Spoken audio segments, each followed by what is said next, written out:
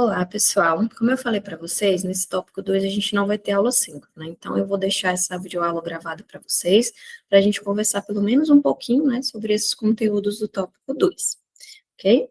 Vou compartilhar nossa aula aqui com vocês para a gente começar. Então, pessoal, nesse tópico 2, a gente vai falar sobre os conceitos gerais em processos químicos e a representação gráfica de processos. Começando por definir o que é um processo químico, que na verdade é qualquer operação ou conjunto de operações que causam uma transformação física ou química em uma substância ou mistura de substâncias. Não necessariamente é uma coisa da indústria.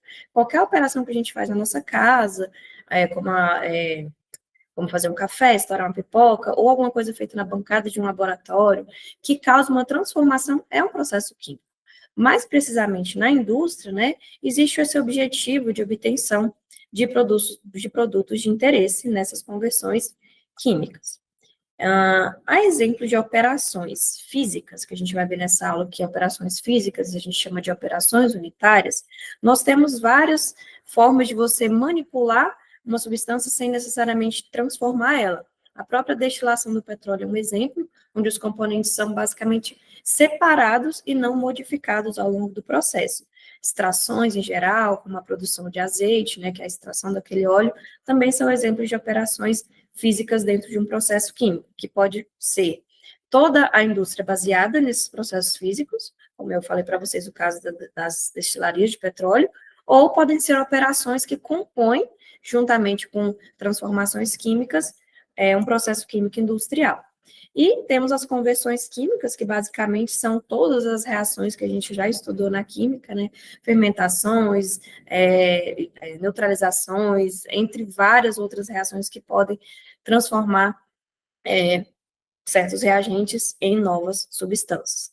Como exemplo, a gente tem aqui a fermentação da glicose, que vai resultar na produção de álcool.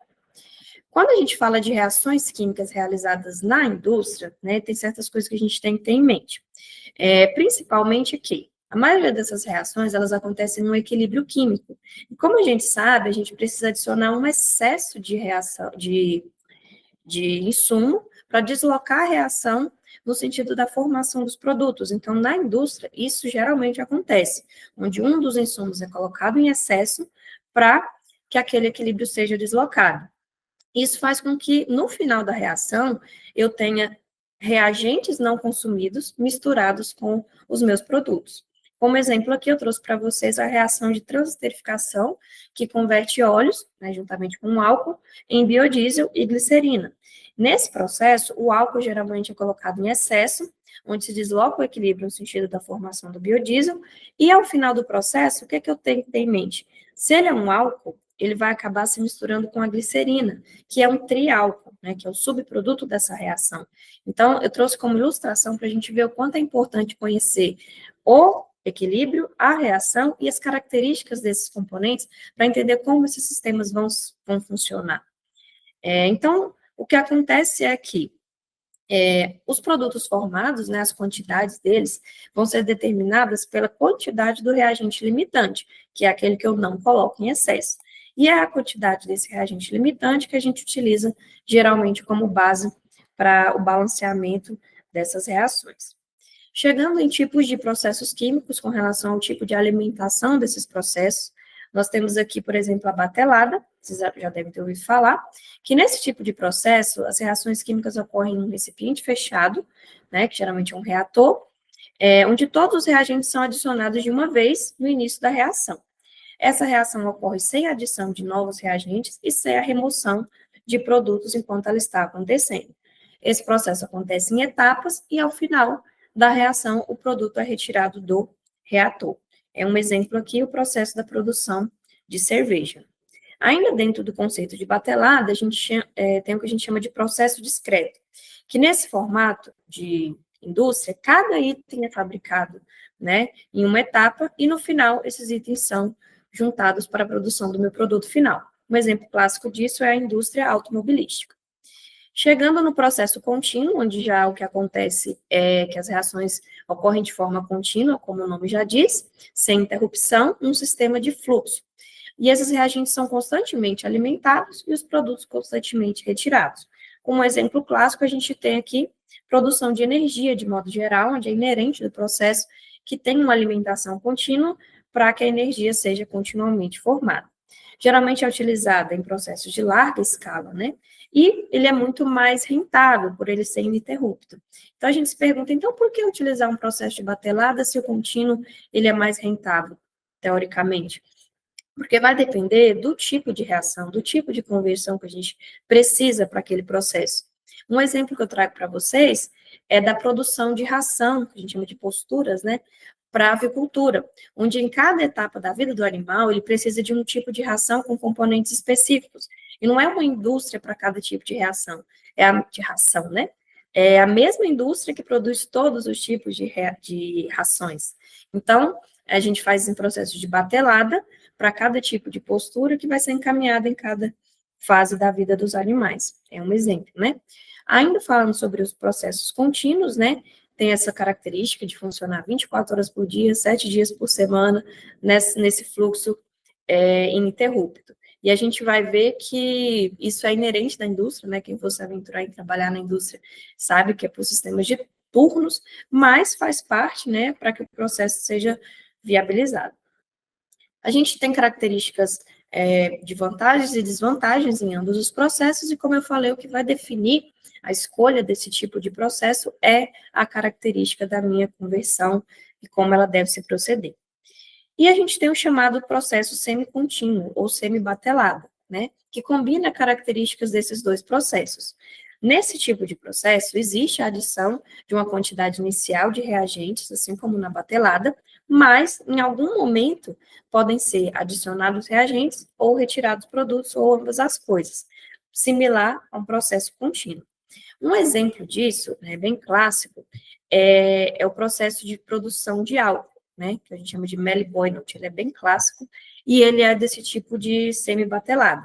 E ele é importante quando é necessário manter uma certa concentração de reagentes para otimizar a produção e para que não aconteça a inibição daquela reação.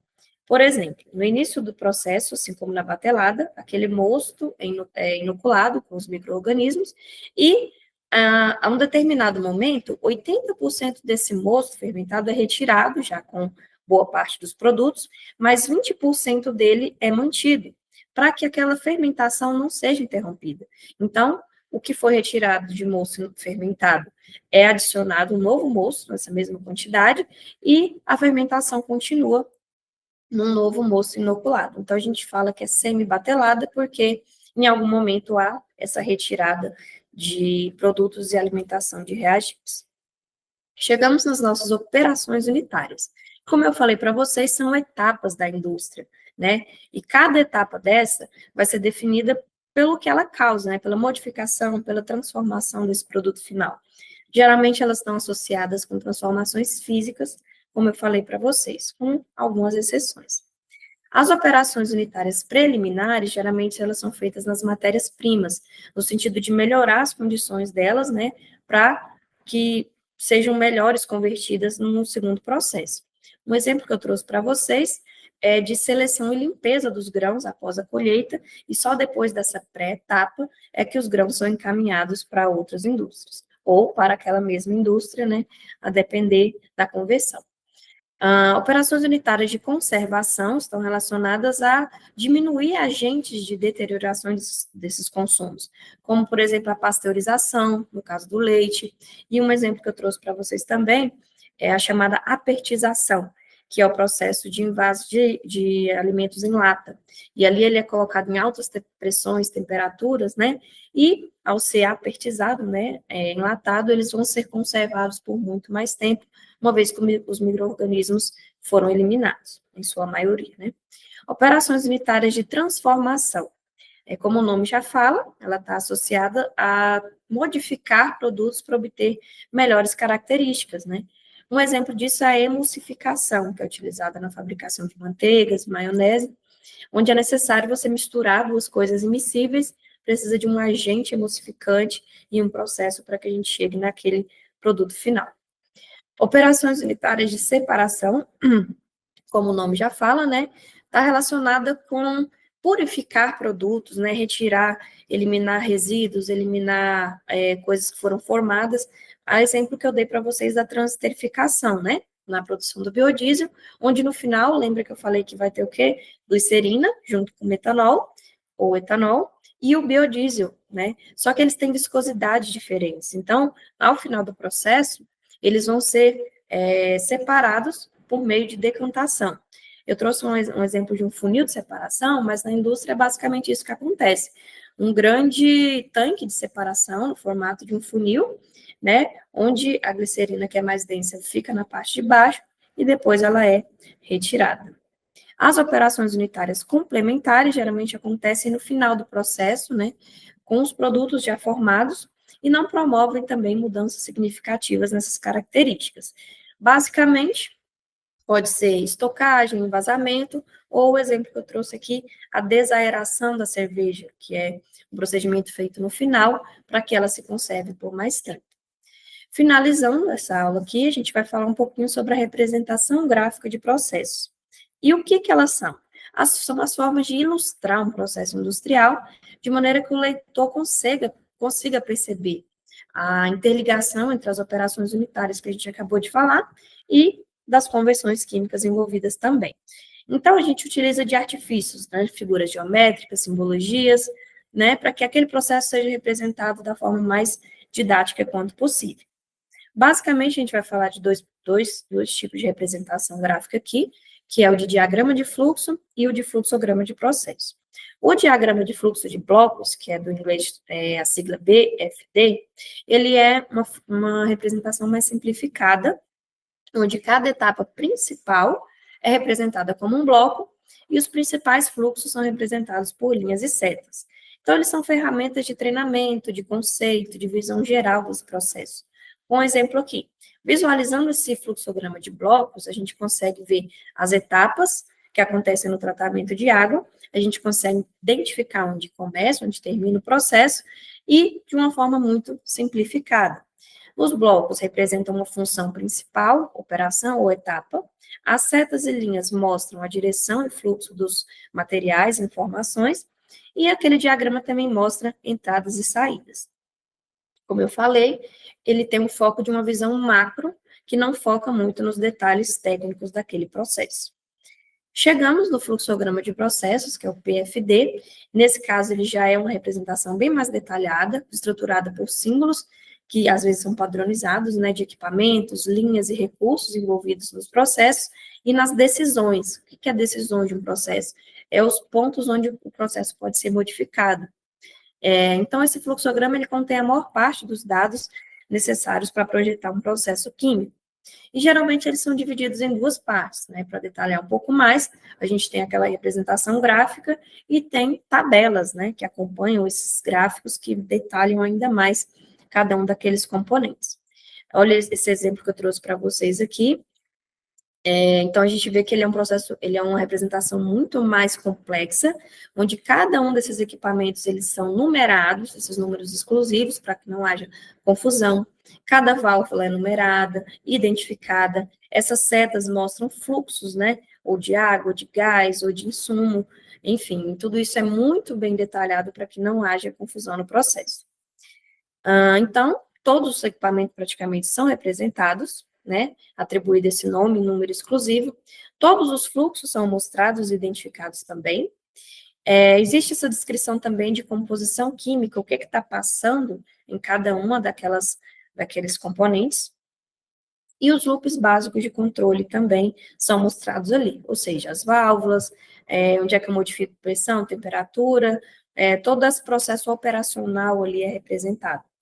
E uma aplicação muito importante desses fluxogramas é que eles são a prévia do que a gente chama de sistema de automação de uma indústria. Praticamente hoje todas as indústrias são automatizadas. Isso quer dizer o quê? Que quando eu preciso aumentar uma quantidade de um insumo, variar a temperatura, variar a pressão, abrir ou fechar válvulas, não é feito de forma manual, geralmente. Isso tudo é feito por um sistema de supervisório, onde tudo está interligado e automatizado. Então, a gente tem ali a nomenclatura dos equipamentos, das válvulas, né? Se eu tiver 3 reatores, vai ser 1, 2, 3, ou A, B e C, e eu posso identificar, controlar e visualizar todo o meu processo por meio desses sistemas, né? Que eles são fundamentais hoje na nossa indústria. Por hoje é só, pessoal, essa aula tem que ser mais curtinha mesmo, então eu espero que vocês aprofundem-se nas leituras, nos exercícios, nas leituras complementares, tá? Para que a gente consiga estar sintetizando esses conceitos. E nos vemos em breve, pessoal. Tchau, tchau e bons estudos.